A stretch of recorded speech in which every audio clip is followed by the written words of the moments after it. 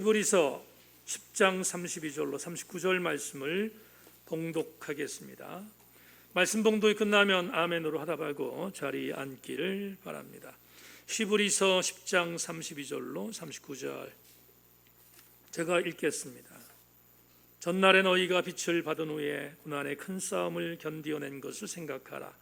혹은 비방과 혼란으로서 사람에게 구경거리가 되고 혹은 이런 형편에 있는 자들과 사귀는 자가 되었으니 너희가 갇힌 자를 동정하고 너희의 소유를 빼앗기는 것도 기쁘게 당한 것은 더 낫고 영구한 소유가 있는 줄 알미라. 그러므로 너희 담대함을 버리지 말라. 이것이 큰 상을 얻게 하느니라. 너희에게 인내가 필요함은 너희가 하나님의 뜻을 행한 후에 약속하신 것을 받기 위함이라. 잠시 잠깐 오면 오실 이가 오시리니 지체하지 아니하시리라. 나의 의는 믿음으로 말미암아 살리라. 또한 뒤로 물러가면 내 마음이 그를 기뻐하지 아니하리라 하셨느니라. 우리는 뒤로 물러가 멸망할 자가 아니요 오직 영혼을 구원함에 이르는 믿음을 가진 자니라. 아멘. 자리에 앉겠습니다. 아주 오래된 찬양인데 오늘 말씀 생각하며 함께 나눠야 될 것 같아서 내가 처음 주를 만나서 이 찬양 함께 드리고 말씀 나누겠습니다.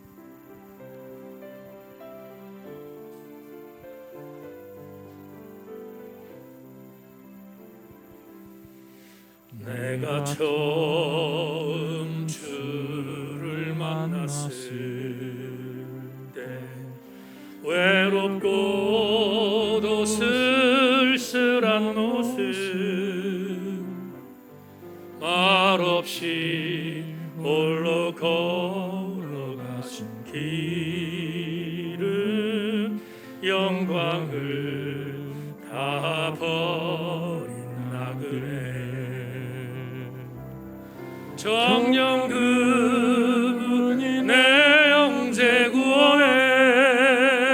구원했나 나의 영혼도 구원하려나 의심 많음 도마처럼 물없네 내가 주를 처음 만났나 내가 다시 주를 만났을 때 죄악으로 몹쓸 병든 내어 조용히 내 손 잡아 이끄시며 병든 자여 일어나거라 눈물을 흘리며 참회하였었네 나의 믿음이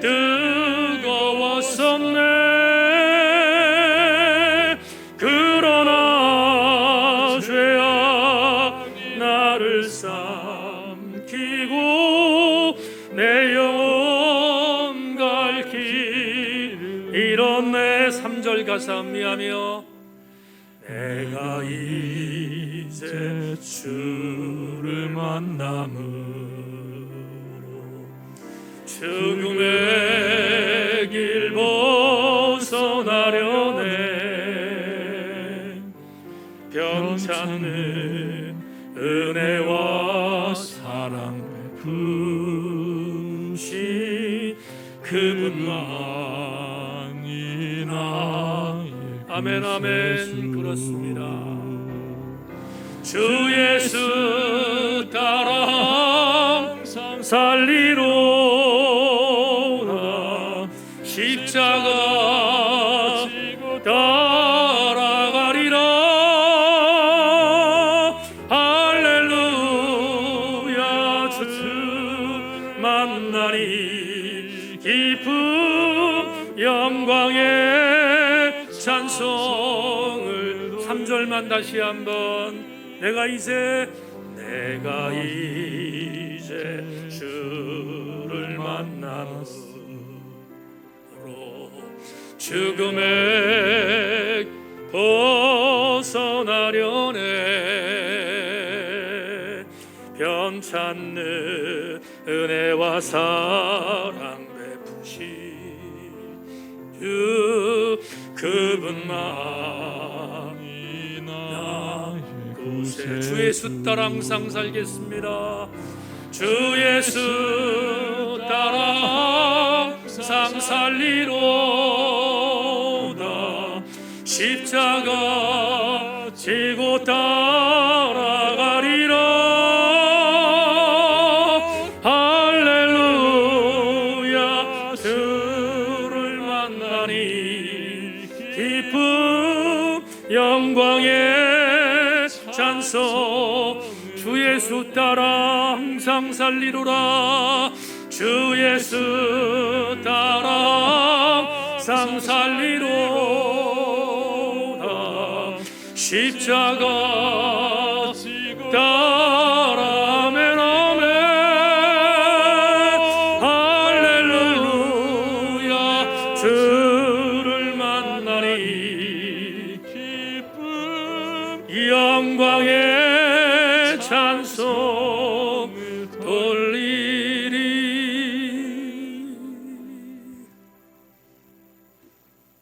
정글 같은 지난 일주일 동안 삶 현장에서 사랑하는 교우들 참 치열하게 움직였고 몸부림치며 주의 말씀대로 살기 위해서 움직였습니다. 그럼에도 불구하고 이 모저모 여러 가지 여건 때문에 힘들고 어렵고 넘어져 낙심한 교우들이 혹 있다면 오늘 예배를 통하여 힘을 얻게 하시고 다시 한번 영적 무기를 부여받고 우리의 세상으로 파송되게 하여 주옵소서. 하나님, 떨리는 마음으로 또 두렵고 그러나 은혜를 기대하며 말씀 받겠사오니 우리 모두가 말씀으로 하나 되는 복된 시간이 되게 하여 주시옵소서. 성령의 도우심을 기대하며 예수 그리스도의 이름으로 기도 올리옵나이다. 아멘. 한번 인사합니다. 말씀에 기대를 거십시다. 인사하겠습니다. 말씀에 기대를 거십시다. 줌으로 예배드리고 유튜브로 예배드리는 시절도 인사합니다. 말씀에 기대를 거십시다. 예.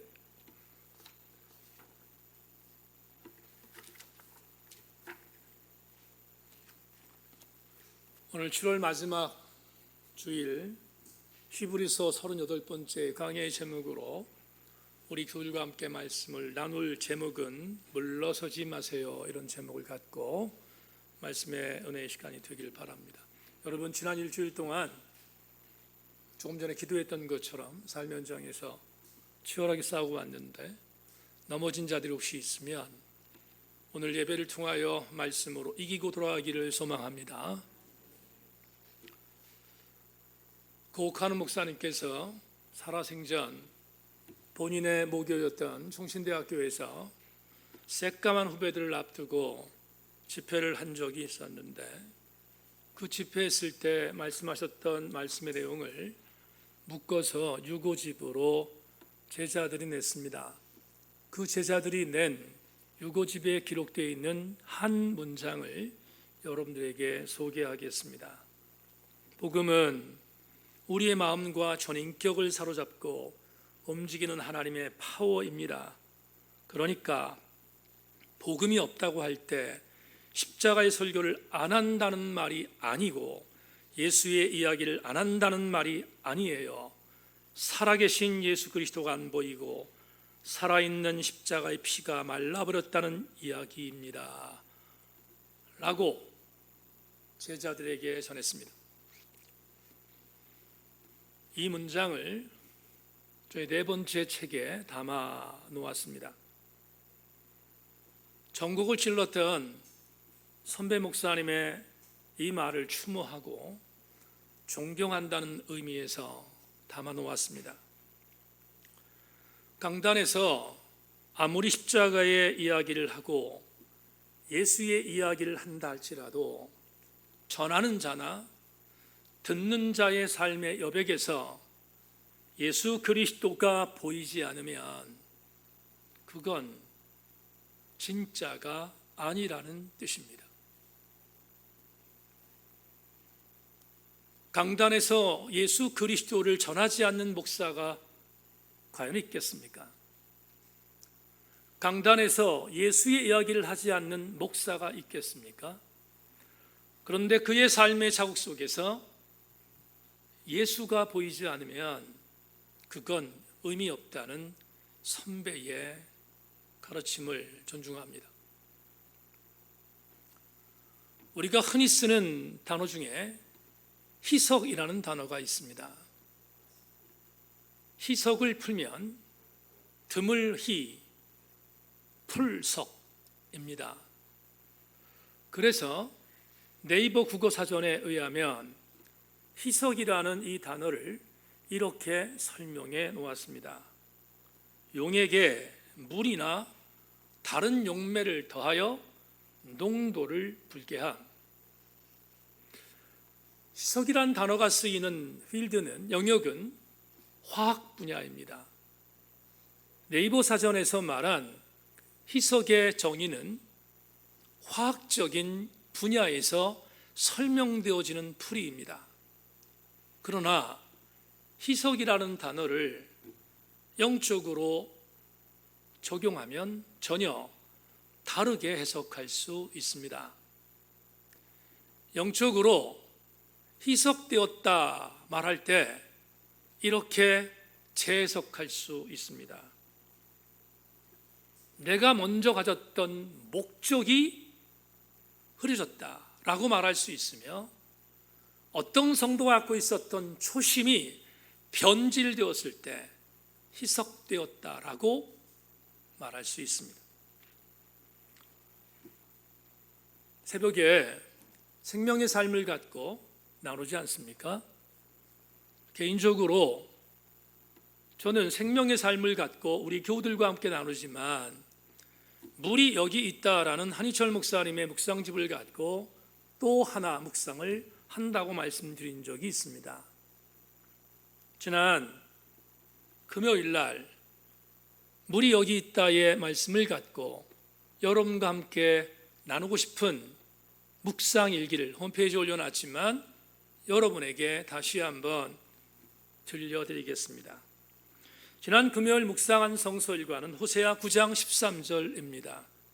내가 보건대 에브라임은 아름다운 곳에 심긴 도로와 같으나 그 자식들을 살인하는 자에게로 끌어내리로다. 여러분은 익숙하지 않은 본문이지만 목회자인 저에게는 이 본문은 대단히 익숙해 있는 본문입니다. 여러 본문 중에 이 말씀을 성서 일가로 삼은 이유를 지금부터 말씀드립니다. 그날 금요일에 묵상한 성서 일과의 나눔에 이렇게 제가 정리해 놓았습니다. 왜 이 구절이 이렇게 슬프지? 최초의 문서 예언자였던 호세아가 사역하던 장소가 북쪽이었으니 그도 그럴 만하다는 정서적 동의가 내게도 있다. 하나님이 애굽에서부터 광야에서 가나안까지 이끄셨던 은혜의 복기가 절기, 페스티벌이었는데 그 절기의 축제의 장이었던 다장마당을 이방적 제2의 난장판 장소로 만들었으니 하나님의 신탁을 받은 호세아의 표현이 이해가 된다. 이중의 열매라고 하는 뜻을 갖고 있는 에브라임이 재앙의 대명사로 두로로 변질되다니 어찌 슬프지 않을 수 있겠나 싶다. 변화되어야 할 그리스도인들이 변질된 종교인으로 추락할 때 호세아 9장 13절은 1인칭 객관화로 적용된다. 언젠가 지체 한 명이 내게 이렇게 말했다. 목사님, 은퇴하실 때까지 변질되지 않는 목회자로 서주기를 중보합니다. 두렵고 또 두려운 경고다. 캐나다의 뉴라이프 커뮤니티의 담임 목사인 마크 부케넌이 했던 말을 오늘도 다시 새긴다. 몇 개월 동안 읽었던 책 중에서 당신에게 가장 해로웠던 책이 무엇인가? 나는 성경이었다. 성경에 기록된 다바르 선포된 말씀이 내게 레마 들려진 말씀으로 전해지는 감동이 중단되는 날 나는 변질된다. 100%. 그래서 난 오늘도 호세아 9장 13절 앞에서 벌벌 떤다. 어찌 이 목사만 그러겠습니까? 여러분들은 예외입니까? 2022년 7월 31일 날 11시 17분에 지금 여러분들에게 다바르 하나님 말씀이 선포되고 있습니다. 그런데 이 말씀을 레마로 받지 않는 한 여러분도 동일하게 100% 희석됩니다. 그리고 변질됩니다. 그러므로 희석되지 않기 위하여, 변질되지 않기 위하여 오늘 히브리서 38번째 본문은 우리에게 대단히 중요한 영적인 교훈을 줍니다. 본문 여행으로 떠나보겠습니다. 오늘 본문 32절과 33절을 읽겠습니다. 전날에 너희가 빚을 받은 후에 고난의 큰 싸움을 견디어낸 것을 생각하라. 혹은 비방과 환난으로서 사람에게 구경거리가 되고, 혹은 이런 형편에 있는 자들과 사귀는 자가 되었으니 너희가 갇힌 자를 동정하고 너희 소유를 빼앗기는 것도 기쁘게 당한 것은 더 낫고 영구한 소유가 있는 줄을 알미라. 개역개정판 성경을 읽었는데 확 들어오지 않을 것입니다. 이전 설교를 통해서 말씀드린 것처럼 히브리서는 주 60년대 중반쯤에 로마를 중심으로 한 고대 근동에 있었던 디아스포라 크리스천들을 향하여 변질되어질 것을 염려하여 쓴 설교문이자 편지임을 말씀드렸습니다.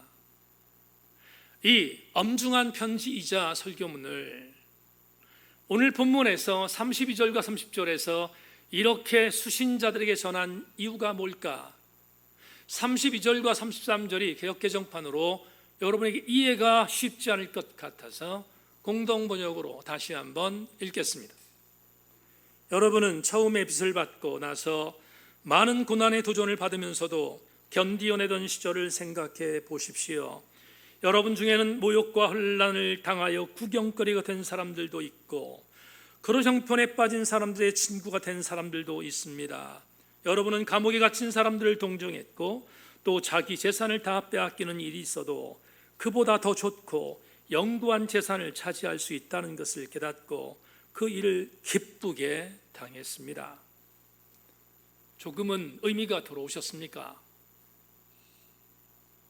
지금 이 본문에서 히브리서 저자가 다시 유대율법으로 돌아갈 것 같은 배교자들을 향하여 경종하는 마음으로 무엇을 권고하고 있습니까? 이렇게 현대적인 언어로 바꾸어 보겠습니다. 이 설교문을 듣고 있는 형제와 자매들이여, 여러분 오늘 찬양했던 그대로 주님을 처음 만났던 날을 기억하십니까? 주님을 처음 만나서 첫사랑을 기억하십니까? 그 첫사랑을 왜 버리려고 합니까? 그리고 이렇게 반추합니다. 형제들이여, 그 첫사랑 때, 그 첫 만남 때 여러분 어떤 삶을 사셨습니까? 여러분이 고난을 받았습니다. 근데 기뻐하지 않았습니까? 여러분의 친구들이 고난을 받았습니다. 그를 응원하지 않았습니까? 여러분들이 감옥에 갇힌 사람들 때문에 아파했지만 그 아파했던 사람들 때문에 기도했고 그들을 위해서 중보하지 않았습니까? 우리는 그런 고난을 당하면 도리어 기뻐했던 사람들입니다 라고 말합니다. 오늘 본문 32절과 33절이 그 뜻입니다. 그런데 지금 히브리서 저자가 수신자, 배교자들에게 무엇을 말하고 있습니까? 왜 그 첫사랑을 버리려고 하는가를 권면하고 있습니다. 그러지 말라는 것입니다.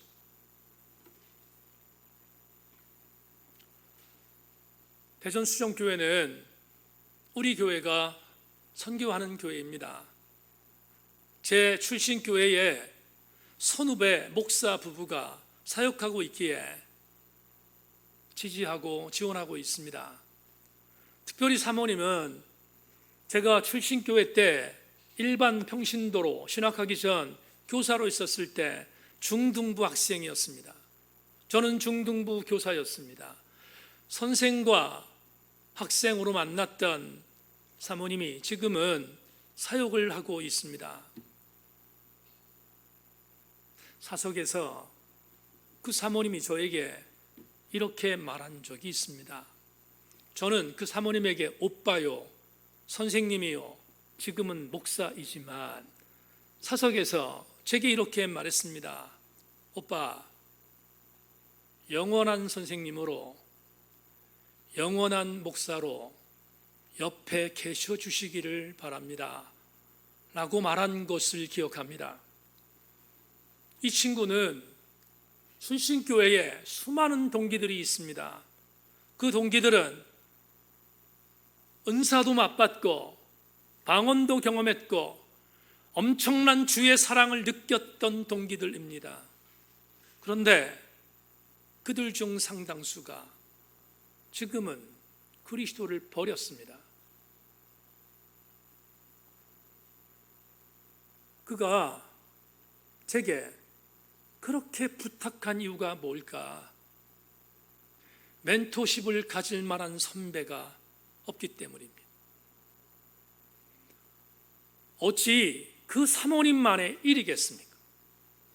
여러분의 주변과 혹여나 그러면 안 되지만 여러분을 포함하여 우리 모두가 그리스도의 첫사랑을 버렸던, 첫사랑의 감격의 은혜를 버렸던 주인공이 우리라면 오늘 32절과 33절을 가슴에 다시 한번 새겨야 되지 않겠습니까? 사도 바울은 히브리서 저자의 스승과 같은 존재였습니다. 그러니 바울의 사상을 닮았던 히브리서 저자가 오늘 본문에서 이제 말씀드리겠지만 두 가지의 중요한 레마를 전한 이유는 배교를 앞둔 사람들을 향하여 그렇게 하지 말라는 경종으로 오늘 본문을 제시하고 있음을 우린 기억해야 합니다. 제가 목회를 하는 어간에 이런 이야기를 들었습니다. 왜 첫사랑을 버렸는가? 왜 첫사랑의 감격을 잃어버렸는가? 굉장히 많지만 이렇게 한번 부연해 보겠습니다. 내가 맨 처음에 예수를 믿어 은혜의 삶을 살다가 교회에서 신앙생활을 하는데 교회를 보니까 세상보다 못해. 교회가 타락했어. 교회가 타락했으면 내가 교회를 다닐 이유가 없어. 난 그래서 신앙을 버렸어 라고 혹자가 말합니다. 또 다른 혹자는 이렇게 말합니다. 내가 교회에서 신앙생활을 시작했는데 내가 섬기고 있는 교회의 담임 목사가 이중적이야. 담임 목사가 말과 삶이 맞지 않아. 목사가 저러니 내가 신앙생활 할 이유가 없다고 생각해서 나는 신앙을 버렸어 라고 말하는 사람도 있습니다. 또 혹자는 이렇게 말합니다. 내가 하나님 앞에 수없이 기도했는데 하나님은 나의 기도를 듣지 않으셨어. 하나님 나의 기도를 듣지 않았다면 하나님은 살아계시지 않아. 그런 하나님을 내가 믿을 이유가 없어. 팀 켈러가 하나님을 말하라는 책에서 이야기했던 내용을 여러분들에게 지금 대체적으로 세 가지만 말씀드렸습니다. 그런데 말입니다. 이 세 가지뿐만 아니라 수많은 이유가 내가 예수를 믿지 않는 이유, 첫사랑을 잃어버린 이유라고 항변하는 그들을 향하여 히브리서 저자는 핑계대지 말라고 말합니다. 그리고 첫사랑을 버린 이유는 두 가지임을 본문에서 제시합니다. 그게 정직한 이유입니다. 동의합니다. 여러분에게 두 가지를 소개합니다. 왜 첫사랑을 버렸는가? 첫째, 주 예수 그리스도께서 약속하신 구원의 은혜를 저버렸기 때문입니다. 이게 무슨 말인가? 본문 35절과 36절을 다시 읽겠습니다. 그러므로 너희 담대함을 버리지 말라. 이것이 큰 상을 얻게 하느니라. 너희에게 인내가 필요함은 너희가 하나님의 뜻을 행한 후에 약속하신 것을 받기 위함이라. 왜 담대함을 버렸습니까? 왜 첫사랑을 버렸습니까? 우리는 오늘이 38번째 강의니까 이전 강의를 통하여 함께 생각해 본 것으로 충분히 답할 수 있습니다. 모세가 받았던 언약, 율법, 그 율법은 한시적이었습니다. 불완전했습니다. 그것 갖고 인간은 구원받을 수 있는 계제를 가질 수 없었습니다. 그래서 하나님께서 완전한 제물을 드리도록 만들기 위하여 새로운 언약 대신 예수 그리스도를 우리에게 보내주었습니다. 그분이 하늘 성소에 들어가서 당신의 몸을 단번에 제물로 드림으로 말미암아 구약에 드렸던 것처럼 매년마다 드려야 할 제물을 드리지 않고 주 예수 그리스도를 믿으면 다시 나의 죄 때문에 용서받을 제물을 드릴 필요가 없음을 여러분에게 선포한 적이 있습니다. 예수 그리스도의 제물 되심은 완전한 구원의 은혜의 약속이었습니다. 그분을 믿으면 우리는 구원받는다는 사실을 히브리서 저자를 통하여 우리에게 제시한 여러 설교를 여러분과 함께 나누었습니다. 그런데 지금 본문에서 히브리서 저자가 뭘 말합니까? 왜 이 믿음의 담대함을 버렸는가를 따지고 있습니다. 버리지 말라는 것입니다. 버리지 말고 예수 그리스도의 은혜를 붙들라고 오늘 저자는 이야기하고 있습니다. 재론하지만 히브리서라는 이 설교문은 주 60년대 중반쯤에 고대 근동 로마를 중심으로 한 디아스포라 크리스천들에게 보낸 편지입니다. 그런데 여러분 명심하십시다. 오늘 이 말씀은 2000년이 지난 오늘 우리에게도 현재 진행입니다. 저 여러분들 모두에게 이 말씀은 지금도 현재 진행형이라는 사실을 잊지 말아야 합니다. 조금 전에 언급했던 것처럼 김 켈러가 하나님을 말하는 책에서 왜 예수 그리스도의 믿음을 버렸는가의 대표적인 이야기를 여러분에게 세 가지로 말씀드렸습니다. 이렇게 답해 보겠습니다. 교회가 타락했습니다. 여러분, 한국 교회에 갈 교회가 없다고 아우성치는 이때에, 수많은 가난한 신자들이 배출되는 이때에, 코로나 시대에 더 많은 사람들이 예수 그리스도에게 집중하기 어려운 이 시대에 할 말이 많아졌습니다. 교회가 교회 역할을 하지 못해서 나는 교회를 나갈 필요가 없다고 말하는 사람이 있습니다. 어리석기 그지없습니다. 왜 그렇습니까? 교회가 타락했기에 내 신앙을 버렸다, 말이 됩니까? 교회가 타락하면 훗날 하나님께서 그 교회를 심판하실 것입니다. 그 교회를 심판하실 몫은 하나님의 몫입니다. 그런데 왜 내가 희생태가 되어야 합니까? 두 번째, 내가 섬기는 교회 목사가 타락했습니다. 실증납니다. 그래요. 정서적으로 저는 목사니까 이해합니다. 목사가 타락했는데 나는 신앙생활을 버렸다? 그런 어리석은 짓을 왜 합니까? 목사가 타락하면 하나님께서 그날 목사를 심판할 것입니다. 왜 내가 거기에 희생태가 되어야 합니까? 기도의 응답이 없어서 하나님 살아계신 것 같지 않다고요? 궤변입니다. 내가 기도하지 않아 하나님이 응답하지 않았다? 그럴 리가 있습니까? 하나님은 그 성도에게 네 가지로 말씀하셨습니다. 들어줄 거야. 안 돼. 들어줄 수 없어. 알았다. 기다려라. 그런데 그 기도가 말이 안 돼. 그러면 주님은 침묵으로 응답하세요. 우리의 주변에, 우리의 지체들 중에 기도 응답을 통하여 하나님께 감격하는 우리의 지인들이 얼마나 많습니까? 내가 응답받지 않았다고 하나님의 기도를 응답하지 않았다는 그런 궤변이 세상에 어디 있습니까? 중요한 건 무엇입니까? 내가 희석된 이유는 하나님이 나를 구원해 주신 약속을 저버렸기 때문에. 오늘 예배 참석한 교우들이여, 명심하십시다. 우리 주님은 여러분을 구원해 주시기 위하여 하늘 성소에 들어가셔서 단번에 제물 대심으로 우리를 구원하셨다는 이 약속은 오늘도 현재 진행인 것을 명심하고 주님의 구원의 약속에서 뒤로 물러서지 않기를 주의 이름으로 소망합니다. 두 번째, 왜 우리는 뒤로 물러서는가? 주 예수 그리스도께서 이 땅에 다시 오심을 믿지 않기 때문입니다. 자막 보지요. 주 예수 그리스도께서 다시 오심을 믿지 않았기 때문이다.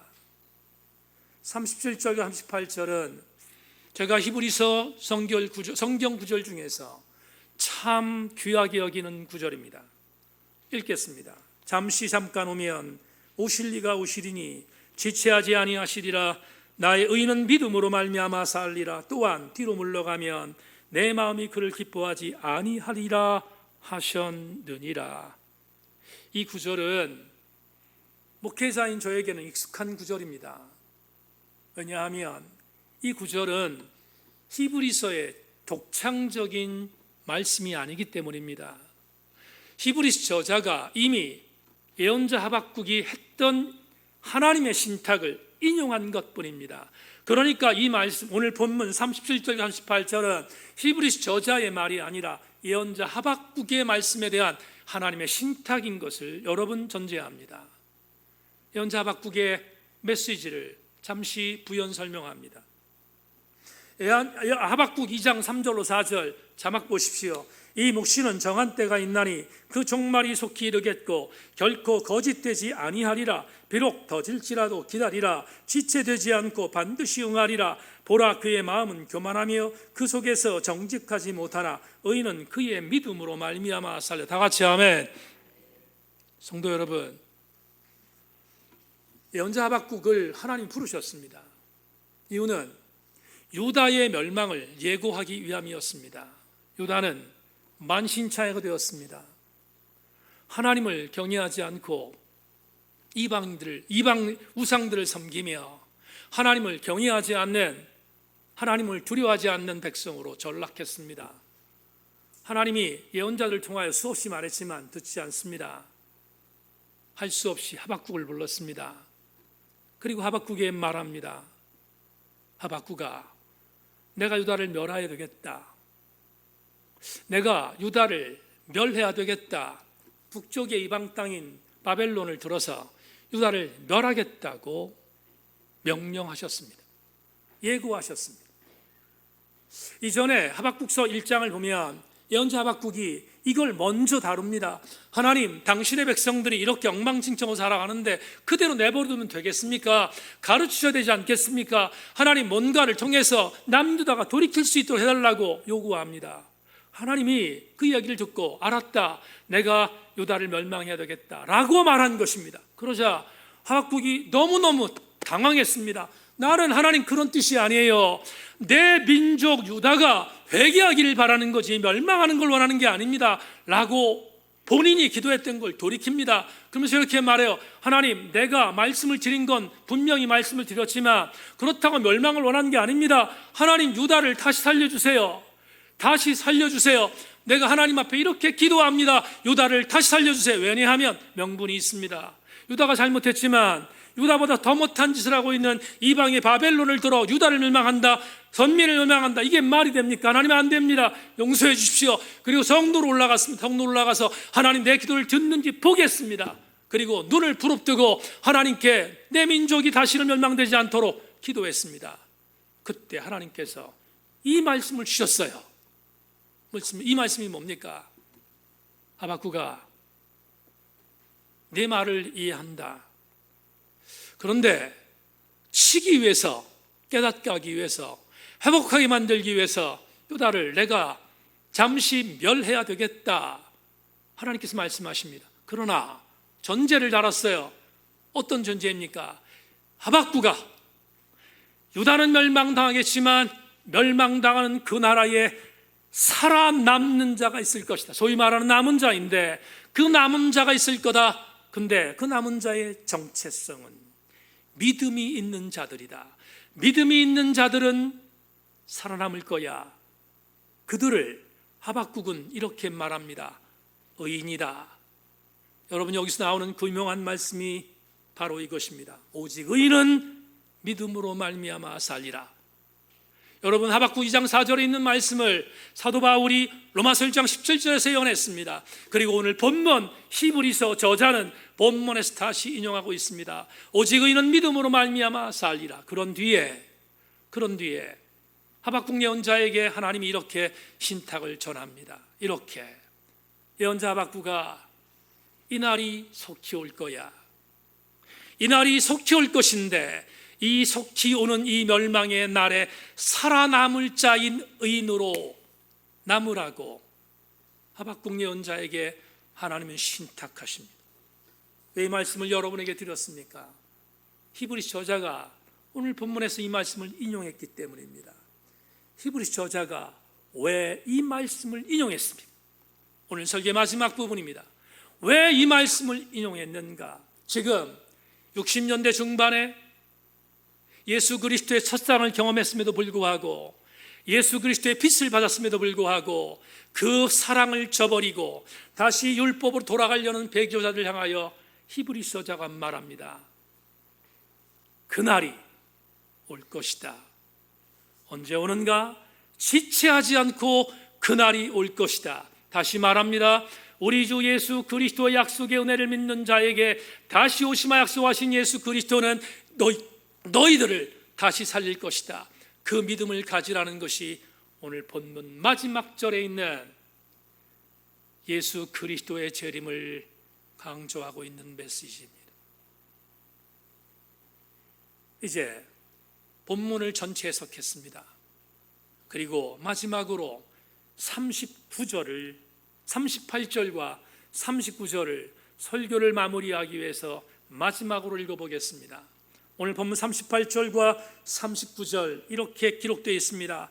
나의 의인은 믿음으로 말미암아 살리라. 또한 뒤로 물러가면 내 마음이 그를 기뻐하지 아니하리라 하셨느니라. 우리는 뒤로 물러가 멸망할 자가 아니요 오직 영혼을 구원함에 이르는 믿음을 가진 자니라. 교우 여러분, 두 번에 걸쳐서 히브리서 저자가 표현의 구절이 보이십니까? 히브리서 저자는 말합니다. 절대로 뒤로 물러서지 말라는 것입니다. 오늘 설교의 제목처럼 절대로 뒤로 물러서지 말아라. 내 말을 갖고 적용하겠습니다.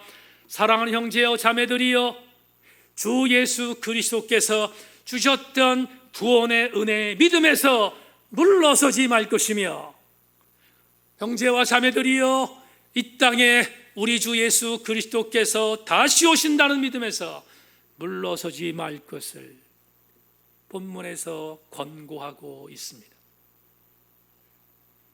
저는 이렇게 말했습니다. 주 60년대 쓰여진 히브리서라는 이 설교문은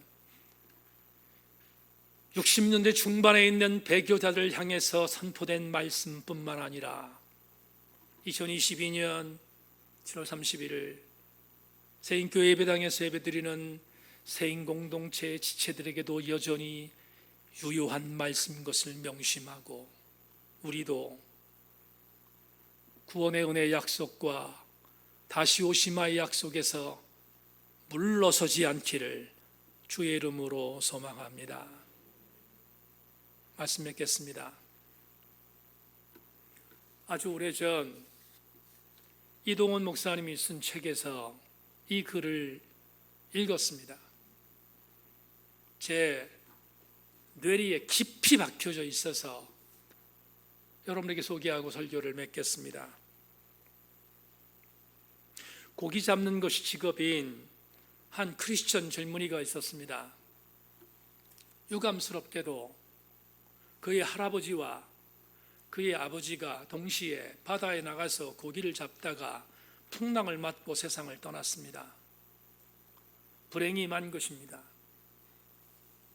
아버지와 할아버지의 시신을 육지로 인도하고 그리고 장례식을 치렀습니다. 장례식을 다 치른 뒤에 아들이자 손자인 이 크리스천 젊은이가 기구들을 몸에 지니고 배 쪽으로 갔습니다.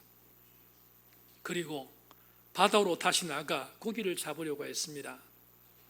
그러자 이 친구를 아끼던 또 다른 지인 친구들이 만류했습니다.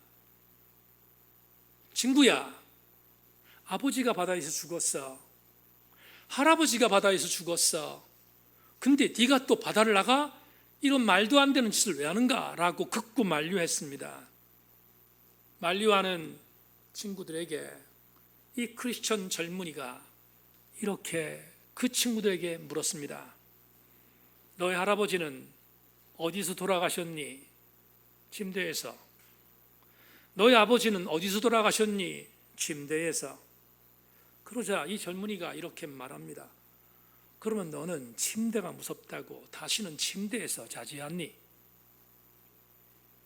그런 뒤에 이동호 목사님의 책에 이 젊은이가 말했던 한 말이 저희의 신비에 있습니다. 우리 크리스천들은 운명론을 믿지 않는 사람들이. 그리고 말합니다. 나는 나의 사명지인 바다로 갈 거야. 그리고 그곳에서 노래하다가 나도 아버지와 할아버지처럼 바다에서 죽을 거야. 이동호 목사님의 이 글을 책에서 만났다가 제게 떠오른 성경 구절이 있었습니다.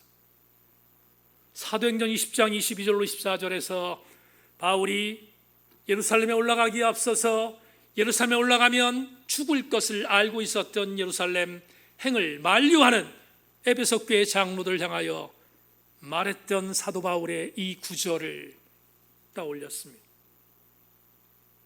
보라, 이제 나는 성령으로 매여 예루살렘으로 가는데 거기서 무슨 일을 당하는지 알지 못하노라.